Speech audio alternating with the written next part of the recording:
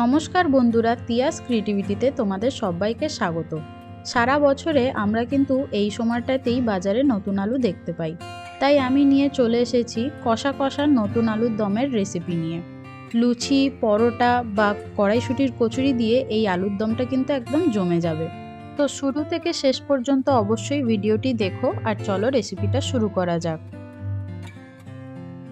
এখানে আমি কড়াইটা বসিয়ে দিয়েছি আর এর মধ্যে অ্যাড করে দিচ্ছি বেশ খানিকটা সর্ষের তেল।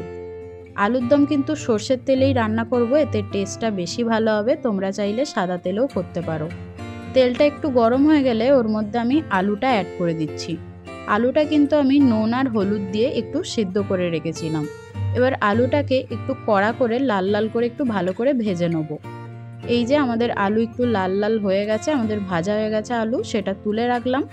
ওই তেলের মধ্যেই আমি অ্যাড করে দিচ্ছি ফোড়নে তেজপাতা, শুকনো লঙ্কা আর 5 ফোড়ন। ফোড়নটা কিছুক্ষণ আমি ভেজে নেব। ভেজে নেওয়ার পরে ওর মধ্যে আমি কুচনো পেঁয়াজ অ্যাড করছি। এখানে আমি দুটো মিডিয়াম সাইজের পেঁয়াজ কুচিয়ে রেখেছিলাম, সেটা অ্যাড করে দিলাম। এবার পেঁয়াজটাকে হালকা লাল হওয়া পর্যন্ত ভালো করে ভেজে নেব। বেশ খানিকটা লাল হয়ে গেছে পেঁয়াজটা। এবার আমি এর মধ্যে 1 টেবিল চামচ আদা রসুনের পেস্ট অ্যাড করে দিচ্ছি। এই আদা রসুনের পেস্টটাও কাঁচা গন্ধ ছাড়া পর্যন্ত আমি ভালো করে কষিয়ে নেব। এরপরেই আমি কিন্তু সমস্ত মশলা অ্যাড করব। তো এবার আমি এর মধ্যে হলুদ গুঁড়ো অ্যাড করে দিচ্ছি হাফ টিস্পুন, 1 টিস্পুন মতো লঙ্কার গুঁড়ো অ্যাড করে দিলাম, আর হাফ টিস্পুন করে ধনের গুঁড়ো আর জিরের গুঁড়ো অ্যাড করে দিচ্ছি, আর হাফ টিস্পুন গরম মশলা। এবার সামান্য একটু জল দিয়ে আমি মশলাটা খানিকক্ষণ কষিয়ে নেব। জলটা দিলাম যাতে মশলাটা পুড়ে না যায়।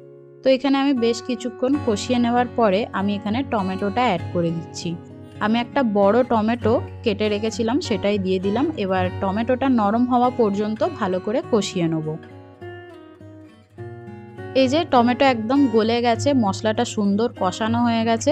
এবার আমি এর মধ্যে ভেজে রাখা আলুটা দিয়ে দেবো আর পরিমাণ মতো নুন অ্যাড করে দেবো। এবার এটাকে ভালো করে কিছুক্ষণ কষিয়ে নেব যতক্ষণ না তেলটা ছাড়ছে না।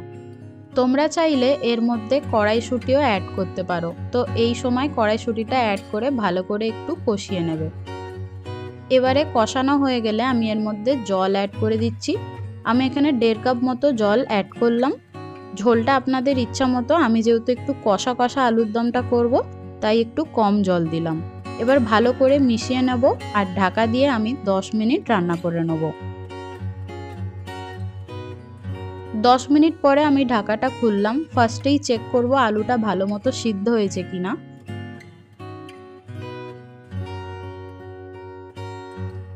তো আমাদের আলুর দমের আলু খুব সুন্দর নরম হয়ে গেছে। এবার শেষে শুধু ধনেপাতা কুচি অ্যাড করব। তোমরা অবশ্যই এই আলুর দমটি কড়াইশুঁটির কচুরি দিয়ে বা লুচি দিয়ে ট্রাই করো। আর যদি ভিডিওটি ভালো লাগে অবশ্যই চ্যানেলটি সাবস্ক্রাইব করে দিও আর একটি লাইকও মেরে দিও। আর কমেন্টে অবশ্যই জানাতে ভুলবে না। তো আবার দেখা হবে পরের কোনো একটা রেসিপি নিয়ে। ততক্ষণের জন্য নমস্কার।